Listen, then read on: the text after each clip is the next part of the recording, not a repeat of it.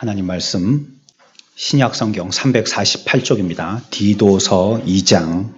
오직 너는 바른 교훈에 합당한 것을 말하여 늙은 남자로는 절제하며 경건하며 신중하며 믿음과 사랑과 인내함에 온전하게 하고 늙은 여자로는 이와 같이 행실이 거룩하며 모함하지 말며 많은 술의 종이 되지 아니하며 선한 것을 가르치는 자들이 되고 그들로 젊은 여자들을 교훈하되 그 남편과 자녀를 사랑하며 신중하며 순전하며 집안일을 하며 선하며 자기 남편에게 복종하게 하라.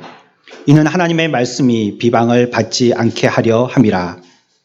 너는 이와 같이 젊은 남자들을 신중하도록 권면하되 범사에 내 자신이 선한 일에 본을 보이며 교훈에 부패하지 아니함과 단정함과 책망할 것이 없는 바른 말을 하게 하라.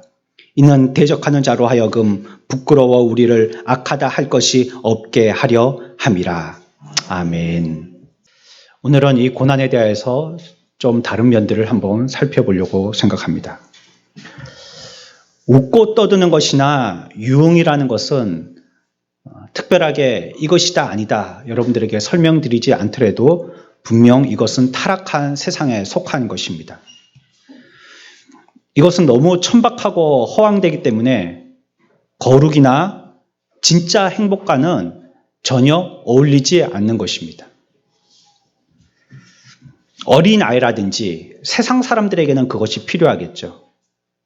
하지만 우리 마음에 하나님의 말씀을 통하여서 교훈을 얻고 참 평안이 있는 자들에게는 이런 웃고 떠드는 것, 유흥하는 것, 이런 것이 그리 필요하지 않습니다. 그리스도인의 정서와는 맞지 않는 것이고요. 또 새롭게 태어난 본성과 조화를 이룰 수 있을 만큼 깊이가 있거나 순수하지도 않은 것입니다. 진정한 행복은요, 이런 것들을 입에 담지 않는 것입니다. 우리가 천국에 대해서 소망하는 삶을 날마다 살아야 되는데 여러분들이 이 땅에서 여러분들이 취하고 있는 그러한 삶이 과연 신앙적인 것인지를 한번 가늠해 본다면 과연 천국에서도 그렇게 할 것인지 한번 상상해 보시면 되겠어요. 우리가 천국에 갔더니 막 옆집 사람들하고 히덕거리고 수다를 떨고 쓸데없는 세상의 드라마 얘기하고 별 필요도 없는 유흥 이것을 즐기며 그것을 위해서 어떻게 내가 좀 더 즐기면서 살까를 고대하고 우리는 천국에 대해서 그렇게 기대하지는 않습니다.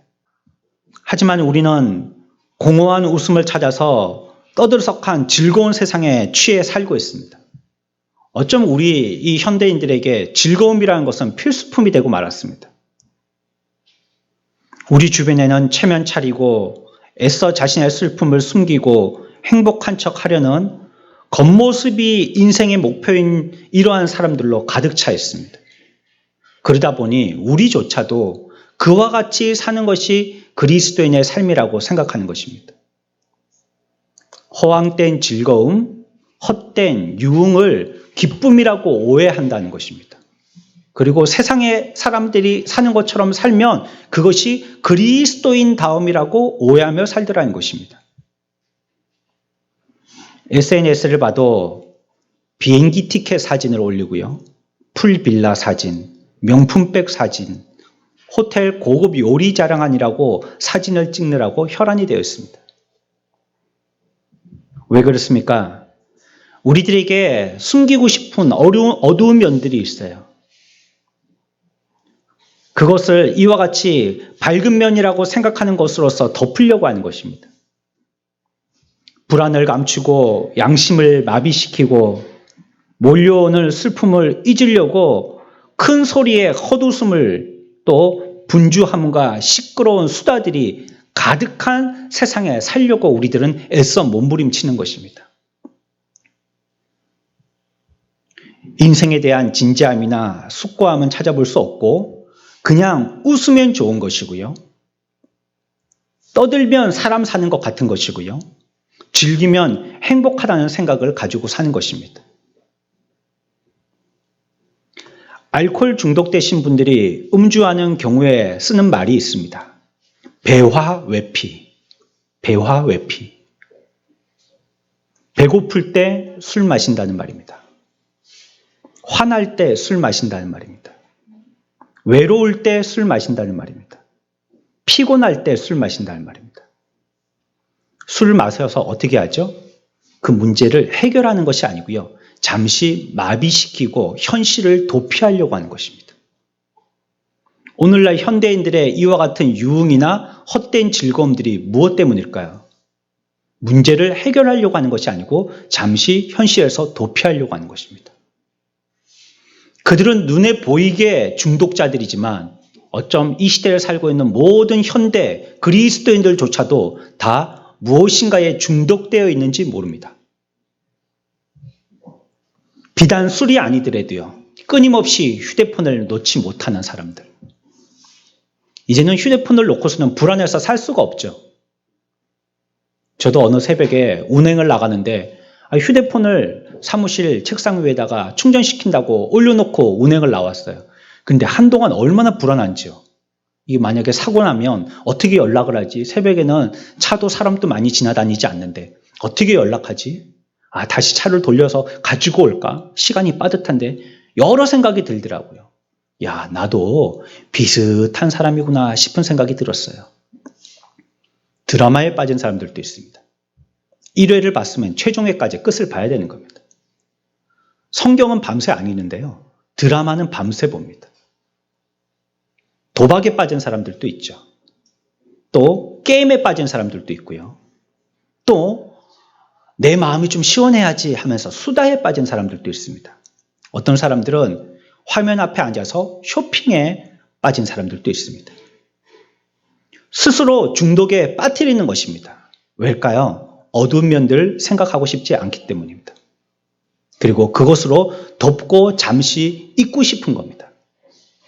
이거는 도망치는 거지 해결하는 것이 아닙니다.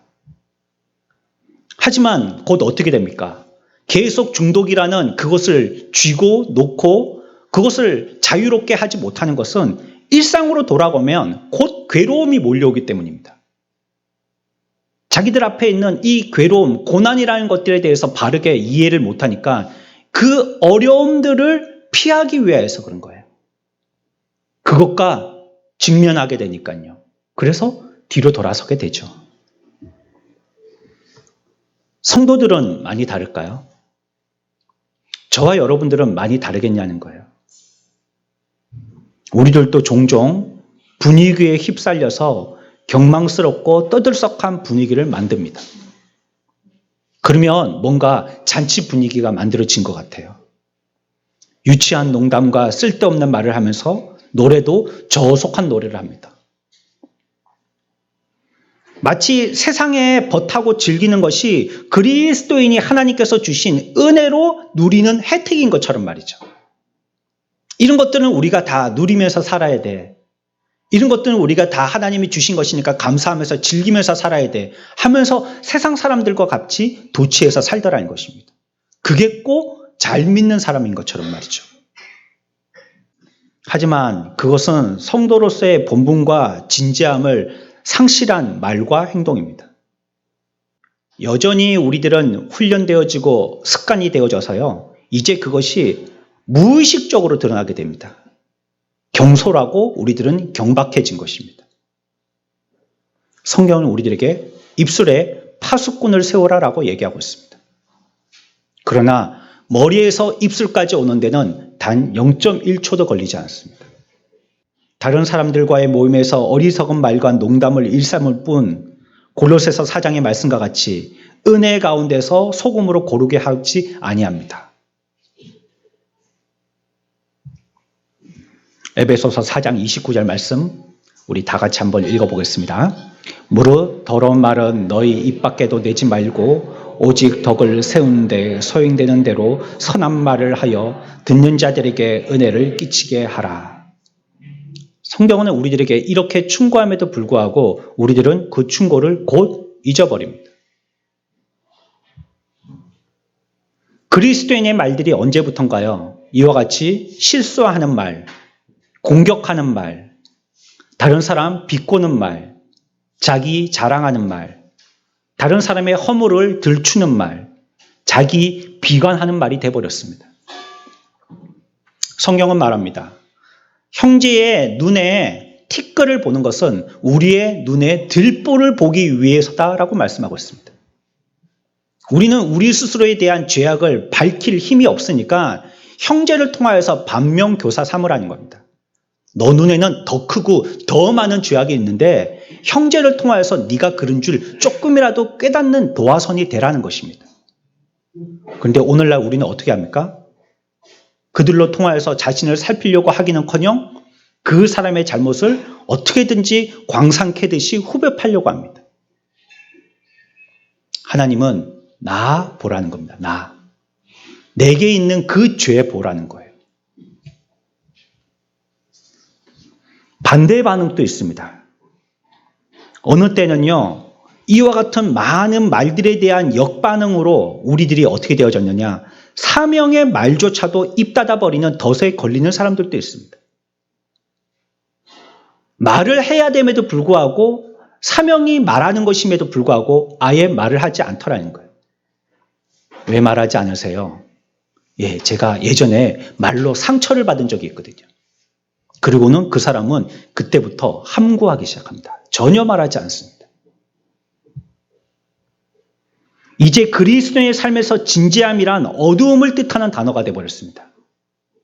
왜 교회가 밝아야지 진지해야 되냐? 왜 그렇게 불을 환하게 켰는데 간접 조명으로 조금 은은해야지? 왜 찬송을 그렇게 어두운 걸 갖다가 좀 이렇게 살짝 가미시켜서 좀 은은하게 그렇게 하느냐? 밝은 찬송을 많이 해야지. 신나고 막 춤추고 그런 찬송을 해야지. 그래서 경솔하다는 것이 밝음을 뜻하는 듯한 말이 되게 되었어요. 어떻게 되어집니까? 이제 골방에서조차도 예배당에서조차도 진지함을 찾아보기 어려운 꼴이 되고 말았습니다. 어두움에서 부르심을 받아 이 악한 세대에서 구원받은 성도입니다. 그것이 저와 여러분들의 품성입니다. 악한 세대에서 구원받았다라고 얘기하고 있어요. 우리가 악한 세대에 살으라는 말이 아닙니다. 이 세대 가운데서 구원받은 것이 저와 여러분들입니다. 그럼에도 오늘날 우리 성도들의 삶은 마치 우리가 악한 세대인 양 살더라는 것이에요. 밖에서 보면 구분이 안 갑니다. 저 사람이 예수 믿는 사람인지 세상 사람인지 구분이 안 가는 거예요. 또한 자신이 하늘로서 난 하나님의 양자라는 사실도 잊어버립니다. 우리들은요, 이 땅에서 솟은 자들이 아니라 하늘로서 난 자들이라고 성경은 얘기하고 있어요. 하늘의 소욕이 우리의 소욕이라는 것이에요. 하늘의 성품이 저와 여러분들의 성품이라는 말입니다. 그러나 우리는 언제부턴가 세상 사람들의 성품을 담기 시작하고 그것을 즐기며 그것이 꼭 우리 민족인 줄 알고 따르기 시작했어요. 그리고 그렇지 않은 사람을 이상한 사람 취급하기 시작했습니다. 우리의 모든 생각과 감정과 말과 행동이 먹고 마시고 노는 것이 전부인 천박하고도 경솔한 세상을 닮아가고 있는 것입니다. 그런 분위기를 만드는 물건, 그런 분위기를 만들 때 쓰는 지출, 그런 분위기를 위한 모임, 멀리해야 합니다. 우리에게 진중함이나 진지함이 없어지고 경박스럽고 이와 같이 혼란스러운 시대에 경솔한 삶을 살게 되어지는 것이라면 그것과 여러분들은 분명히 거리를 두어야 하는 것입니다. 오늘날 진지한 사람들을 일컫는 말이 있습니다. 진지충이라고 합니다. 진지한 벌레들이라는 거예요. 경멸 섞인 말입니다. 그렇게까지 진지할 필요가 있느냐는 뜻이죠. 자신의 경거만동을 희석하려고 하는 말입니다. 자신이 진지하지 않기 때문에 남의 진지함을 비꼬는 말이죠. 우리의 영성은 그래서 날로 쇠퇴해가고 있습니다. 오늘날 교회에서 영성이라는 단어조차 쓰지 않게 되었습니다.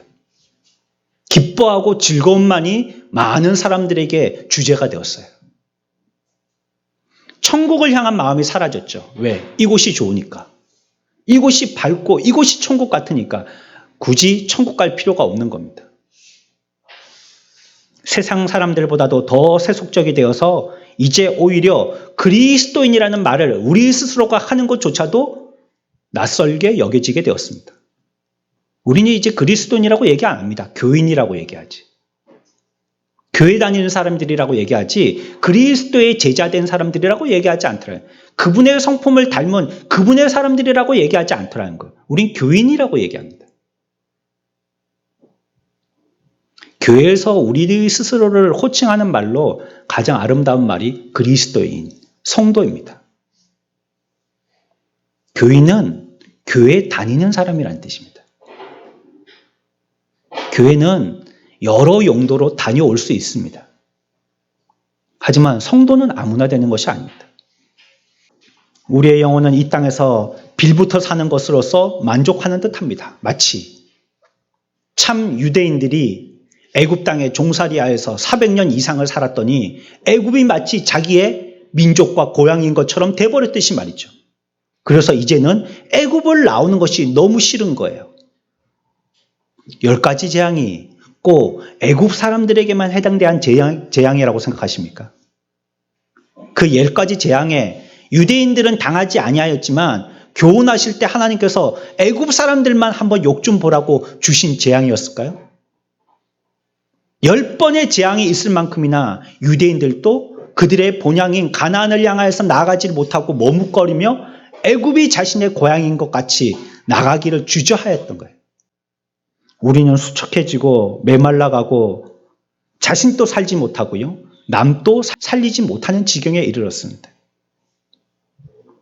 향기 없는 꽃이 되었고 열매 없는 가지가 되었어요.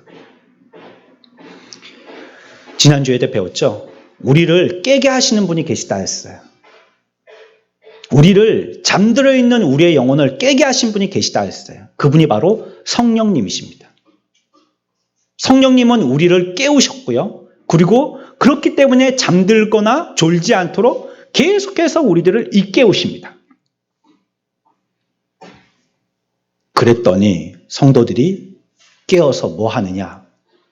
경망스러워지고 경솔해지더라는 거예요.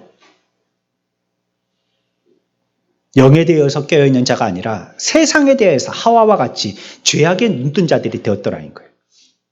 지금 성령님은 우리의 모습을 보고 기뻐하실까요? 슬퍼하실까요? 성령님은 죄와 함께 하시지 않을 뿐만 아니라 경거망동이나 희낙낙과도 함께 하시지 아니하십니다. 예수님은요, 이 땅에 계실 때 자기의 집인 성전을 떠나셨어요. 그곳은 주님이 주인 되셔야만 했던 집이었습니다. 그 집의 주인은 주님이셨습니다. 그런데 그 집의 주인인 주님이 그 집을 떠나셨다는 말이에요.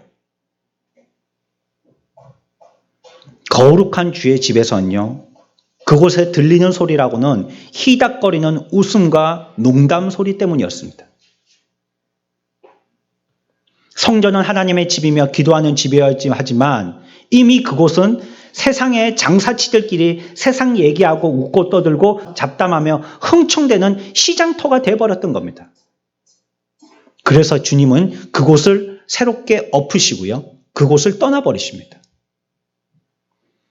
우리 교회 이름은 선한목자교회입니다. 주님이 오늘 이 교회에 계십니까? 우리 교회에 계십니까? 만약 우리 교회가 예수님 시대의 성전과 같이 시장터와 같이 우리들끼리 희닥거리고 여기서 경거망동한다면 주님도 이 교회에 들어오지 않으실 겁니다. 교회라고 주님이 다 같이 들어가시는 게 아니에요. 물론 이 말은요, 성도가 항상 우울해야 된다는 말이 아닙니다. 우울함이나 고독이라는 것이 우리의 몫이 아니에요. 그런 것은 죄의 사함의 기쁨을 맛본 사람, 사랑하는 아버지와 함께 행복하게 사는 사람, 빛 가운데 행하는 영혼을 가진 사람하고는 어울리지 않는 말입니다. 빛이 있는데 우리가 어떻게 어두워질 수가 있어요? 아버지와 함께 있는데 우리가 어떻게 즐겁지 않을 수가 있어요? 우리가 죄를 사해서 이 영원한 문제가 해결되어졌는데 어째 침륜 가운데 빠져 있을 수가 있어요? 그러니 우리라든지 이와 같이 우리 가운데 우리의 기쁨을 잠식해버리고 있는 우리 마음에 있는 고독이라든지 이런 것들은 성도의 몫은 아닌 거예요. 그러나 진지한 행복은요, 진지함 속에 있습니다. 그 샘의 근원은 깊습니다. 경거망독하면서 희낙낙하는 것은 기쁨이 아닙니다. 오해하지 마시고 착각하지 마십시오. 그것을 기쁨이라고 부르기에는 너무 가볍고 얕기 때문입니다. 마치 용지못에 반짝거리는 햇빛처럼요. 그런 것들은 겉만 반짝이는 빛에 불과할 뿐이죠. 그 빛이 깊은 곳까지는 다다르지 못합니다. 조금만 밑에 내려가도요, 그 물빛은 어두컴컴합니다. 우리는 그 용지 공원에 있는 못에 반짝거리는 수면만을 보고 기쁨이라고 생각해서는 안 될 것입니다. 모든 기쁨의 샘이신 그분에게 나올 때 성도는 우울하고 어둡고 이 모든 것들을 작별하고 떠나버릴 수가 있는 것이에요. 반드시 환난과 고난이 있겠지만요, 그것이 우울한 것은 아닙니다. 환난 가운데서도 기뻐하라고 성경은 얘기하고 있어요. 그것이 우울한 것이 아니에요. 그것이 어두운 것이 아니라는 거예요. 그가 구주를 알고 그 복된 음성에 귀를 기울이기 시작한 날부터 영원토록 참된 기쁨이 우리 가운데는 있는 것입니다. 그렇다면 우리가 어디에서 기쁨을 찾으려고 구걸하더냐는 말이에요. 왜 세상의 기쁨을 닮아가며 그것이 기쁨이라고 거기에 가서 우리가 구걸하는 거죠? 기쁨은 다른 데 있는데 말이죠. 그 얕은 데 있지 않고 깊은 데 있는데 말이죠. 집 밖에 있지 않고 집 안에 있는데 말이죠. 어째 우리들은 그 기쁨을 구걸하고자 세상을 닮고자 세상을 구경하려고 세상으로 나가더냐는 거예요. 경거망동은 결코 성도의 몫이 아닙니다. 성도의 몫은 기쁨이 되어야 합니다. 공허한 웃음보다도 훨씬 고상할 뿐만이 아니라 그것과도 전혀 어울리지 않는 것입니다. 사람들과 섞여서 희낙낙하는 것은 거룩이나 우리의 영성을 해칩니다. 뿐만이 아니라 참된 기쁨과도 적대적인 관계에 있는 것입니다.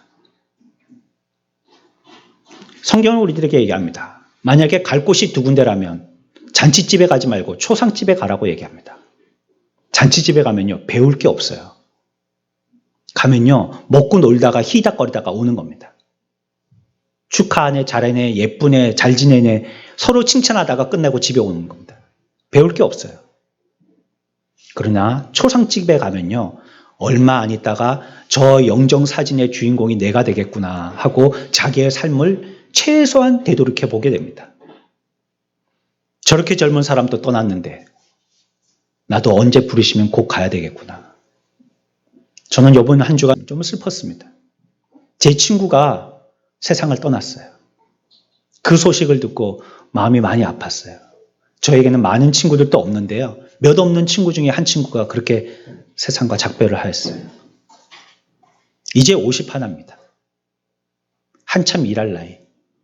아내와 아들 하나를 두고 떠났습니다. 하지만 그 죽음을 스스로에 대한 나의 교훈으로 삼게 되었어요. 인생이라는 것이 그런 것입니다. 언제라도 주님이 부르시면 여러분들도 이 자리에서 곧 가야 되는 것이에요. 병들었다고 빨리 가는 것이 아니에요. 어리다고 천천히 가는 것이 아닙니다. 그러므로 사람들로 통하여서 즐거움을 얻으려는 수단한 만남은 반드시 끊어버려야 됩니다. 여러분이 그렇기 때문에 더 영적이지 못하게 되는 겁니다. 그렇게라도 해야지 내게 빛이 들어온다고 생각한다면 그 빛을 오해하고 계신 겁니다. 그런 빛이 아닙니다. 여러분들을 밝게 하는 빛은. 여러분들을 기쁘게 하는 것은 그런 즐거움이 아닙니다. 하나님은 자기 자녀들에게 이런 것을 결코 용납하지 않으십니다. 하나님은요, 자기 자녀들이 위의 것을 사모하며 즐기기를 기뻐하세요.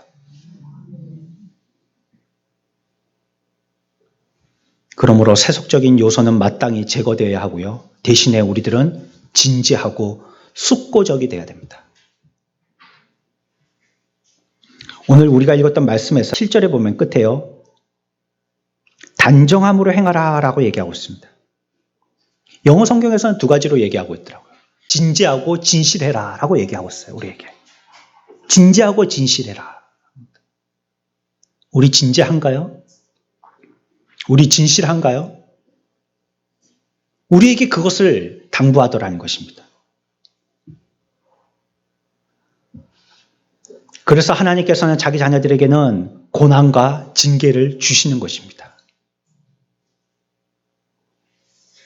왜일까요? 그 사람이 지금까지 진지하지 못했어요. 하나님의 나라와 자기의 인생과 하나님께 대하여서 숙고하지 않았어요. 그래서 어쩔까요? 하나님이 우리를 깨우치게 하시는 겁니다. 그래서 그 사람들에게 뭘 주신다고요? 고난을 주시는 겁니다. 하나님의 자녀로서의 성품을 회복하라고 주시는 겁니다. 우리는 이것을 빨리 지나갈 것으로 생각하면 안 됩니다.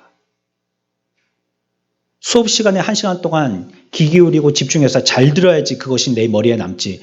빨리 지나가면요. 지나가기는 지나가죠. 가만히 앉아있어도 1시간은 지나가죠. 하지만 수업 마치고 나면요. 머리에 남는 게 없어요. 하나님은 순식간에 초토화시키거나 재앙을 통하여서 시간을 두고 천천히 우리의 삶을 조여오실 수 있습니다. 그래서 결국은 어떻게 하려고 하시는 겁니까? 우리 가운데, 우리의 삶 가운데 교묘히 파고 들어온 이 어리석음을 성경은 도말시키려고 한다는 겁니다. 도말이 무슨 말입니까? 완전히 존재하지 않도록 없앤다는 말입니다. 하나님의 목적은 우리로 더 사색적인 사람이 되게 하려고 하는 겁니다.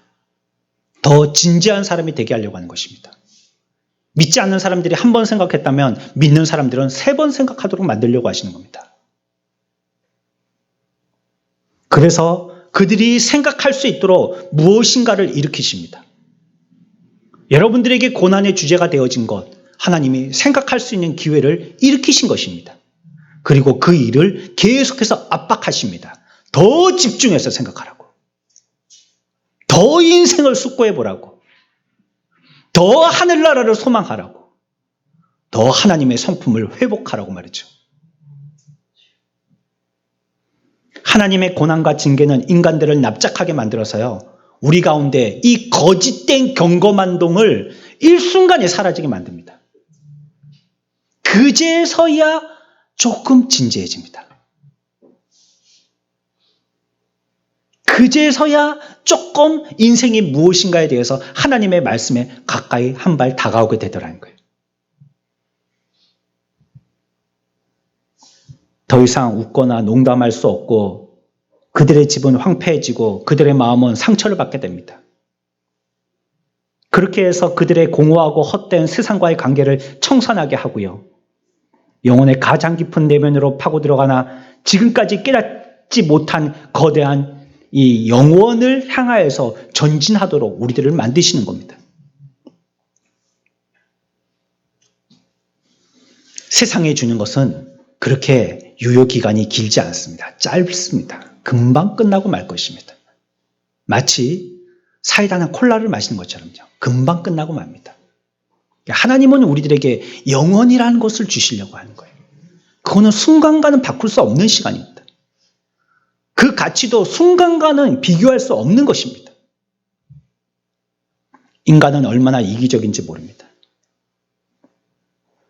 신앙조차도 우리에게 손해가 오면 헌신짝거리듯이 버립니다. 시련은 우리에게 자기 중심적인 삶을 회개하게 만듭니다. 죄로 가득 찬 비참한 세상에 대한 이 무감각한 우리의 인생의 감정들을 일깨워주는 것입니다. 그리고 우리를 더욱 확실한 것들과 만나게 하고요. 깊은 사색에 잠기게 하는 것입니다. 시련은 우리에게 슬픔을 알게 하면서 모든 경거망동을 물리칩니다. 그래서 우리 가운데 있는 슬픔과 또 우리 가운데 있는 경거망동은 결코 조화로울 수 없습니다. 함께 갈 수 없는 것들입니다. 진실을 볼 수 있는 가장 빠른 눈이 무엇일까요? 진실을 가장 명확하게 볼 수 있는 밝은 눈이 무엇일까요? 그것은 눈물입니다. 눈물을 통하여서 여러분들은 진실을 정확하게 보게 됩니다. 눈물이 있을 때 그 상황을 명확하게 볼 수 있게 되는 것입니다. 우리가 보고 있는 것이 과연 균형 있게 보는 것인가? 눈물 흘리지 않고는 균형을 잃고 말 때가 많습니다. 그리고 가장 적절한 눈높이에서 바라보게 하는 것이 바로 눈물입니다. 나의 존재에 대해서 바로 알게 하는 것이 바로 눈물입니다. 세상의 헛된 것들은 어떻습니까? 우리를 공허하게 만들고요. 우리를 경솔하게 만드는 것입니다. 그것은 우리의 존재에 겉만 스치고 지나가게 합니다. 깊은 내면을 흔들지는 못하게 하는 것입니다. 하나님은 이처럼 자기 백성들에게 진지함을 추구하게 하십니다. 여러분들, 인생을 공허하게 또 인생에 대해서 생각할 때 경솔하게 경거망동하면서 살지 마십시오. 헛된 세상의 즐거움, 그것을 탐닉하며 그것을 참된 기쁨인 양 착각하며 살지 마십시오. 세상 사람들이 외치는 그러한 즐거움이 우리 그리스도인들의 즐거움인 양 닮아가며 살지 마십시오. 그리스도의 모든 삶은 진지하셨고요. 그의 삶에는 경거망동을 찾아볼 수 없었습니다. 예수님이 그렇게 사셨다면 우리들도 그렇게 살자고요. 예수님이 만약에 그렇게 하셨다면 우리들도 그렇게 하자고요. 왜냐하면 우리는 그리스도인이니까. 당연히 그렇게 닮아서 살아야 되는 것입니다. 그러나 성경의 어디를 보아도 예수님이 그런 삶을 사셨다라고 표현한 성경은 한 구절도 찾아볼 수 없습니다. 어디 수다를 떨며 경거망동하며 사람들과 같이 세상의 헛된 것을 즐거워하면서 그것 가지고 희낙낙거렸다는 얘기가 나옵니까? 주님은요, 시간만 되시면 홀로 기도하셨다라는 것을 습관처럼 성경은 기록하고 있습니다. 홀로. 하나님과의 교제를 사람들과의 즐거움의 교제보다도 더 크게 생각하셨고요. 그것을 더 큰 기쁨으로 생각하셨어요. 세상으로 만족하려고 한다든지 사람으로 기쁨을 만족하려고 한다든지 사람이 주는 것으로서 자기가 무엇인가 보답을 받은 것처럼 느끼게 하려든지 그렇게 하지 않으셨다는 거예요. 그럴 때마다 주님은 끝없이 하나님께 찾아갔습니다.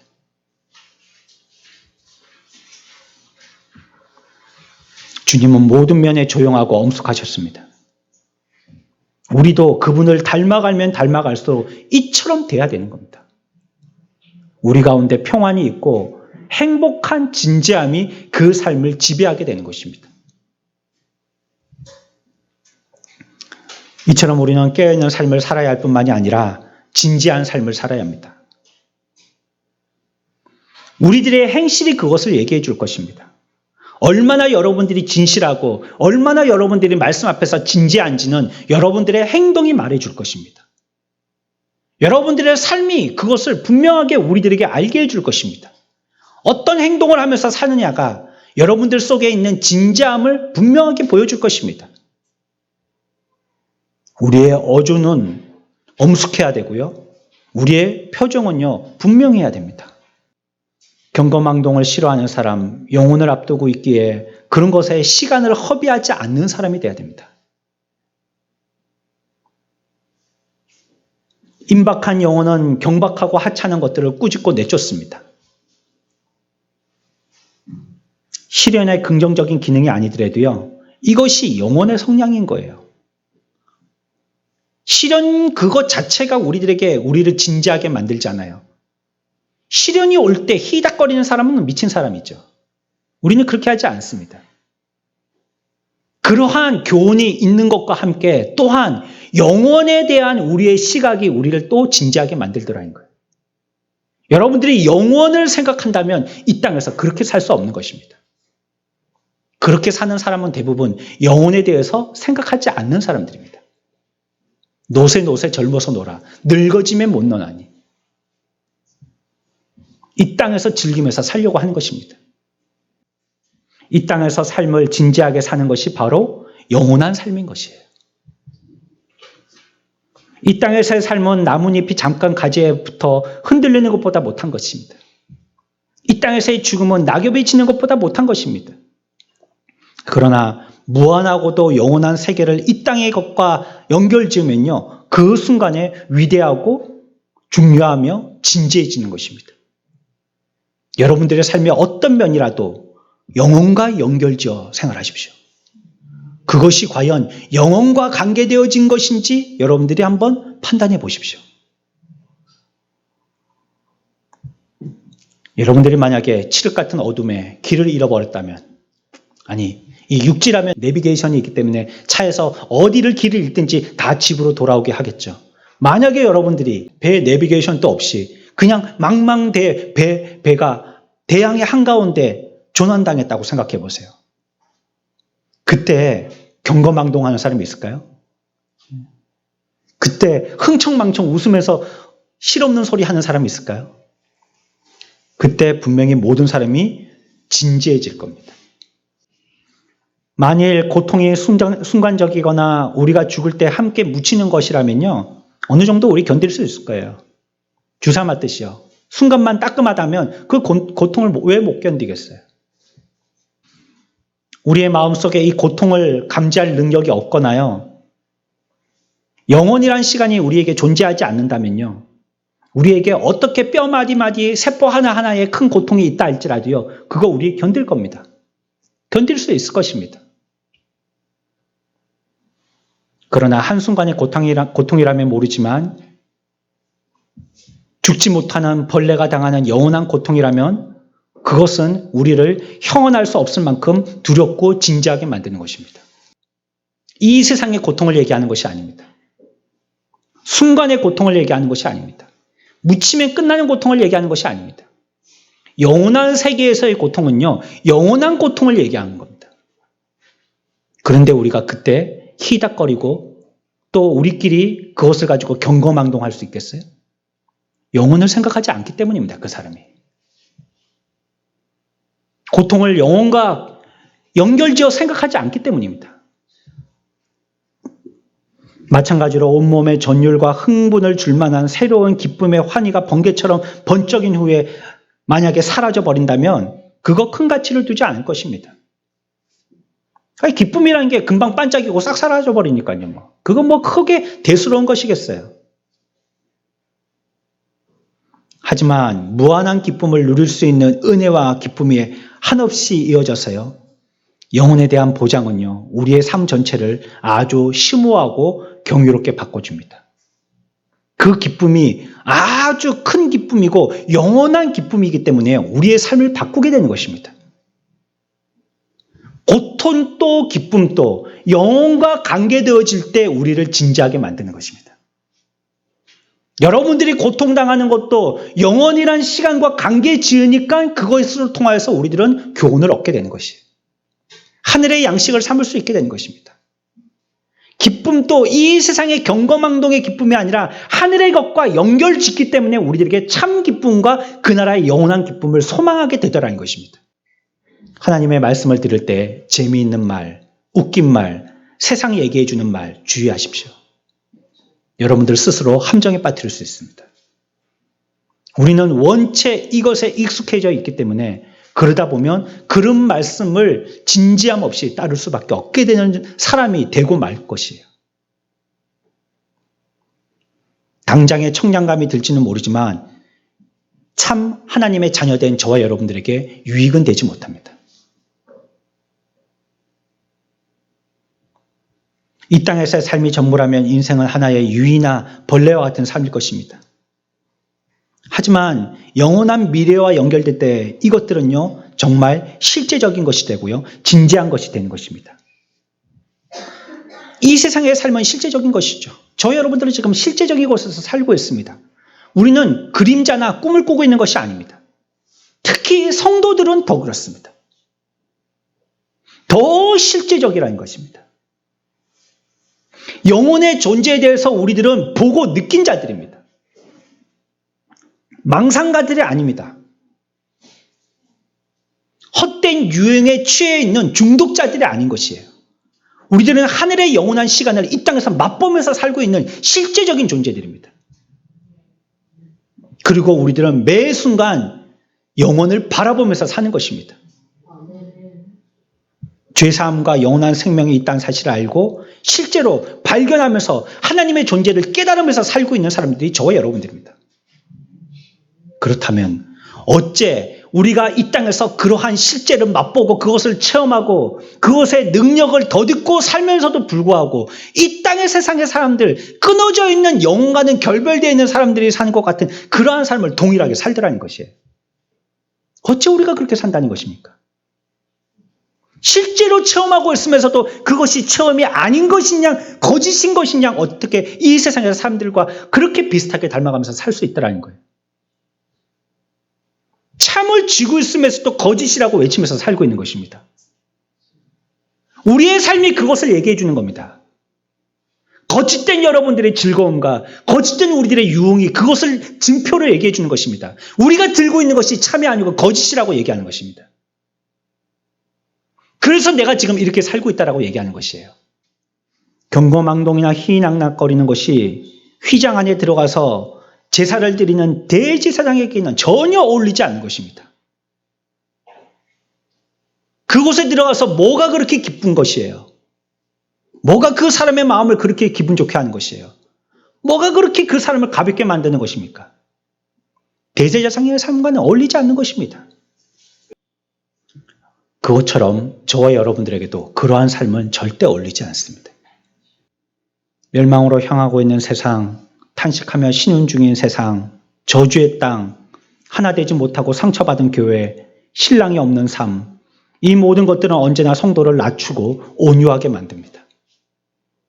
고통의 때 정신을 차리십시오. 하나님이 우리들에게 고통과 연단을 주셨을 그때에 이 세상의 유의를 다 떨쳐버리고 이 세상의 경솔함을 다 떨쳐버리고 하나님의 자녀의 성품을 회복하십시오. 바울이 또 하늘에 있다라고 얘기하는 하늘의 3층 천에까지 올라갔다 왔습니다. 여기에 대한 지식으로 너무나도 행복해서 우울하거나 가볍고도 세속적인 것에 매달릴 수 없는 삶을 살았습니다. 하늘을 보았더니요. 야, 우리도 하늘을 보면 좋겠네. 저와 여러분들은 하늘을 본 것이 아니라 하늘을 체험하면서 살고 있는 자들입니다. 그러면 우리도 바울 이상의 삶을 살아야 됩니다. 그는 보고도 그렇게 살았거늘 체험하고 사는 사람들은 어떻게 살아야 되겠습니까? 저와 여러분, 진지함과 숙고함은 신앙의 기본입니다. 우리가 만약에 그렇지 못하다면 과연 무엇에 의해서 우리들은 피동받고 있는지 자기의 삶을 살펴보고 이러한 때를 통하여서 바른 그리스도인의 삶을 사는 정신 차린 이 땅에서 하늘나라를 경험하며 영원이라는 것들을 영원이라는 시간을 붙들고 사는 저와 여러분들의 복된 삶들을 다 되어지시기를 축원합니다.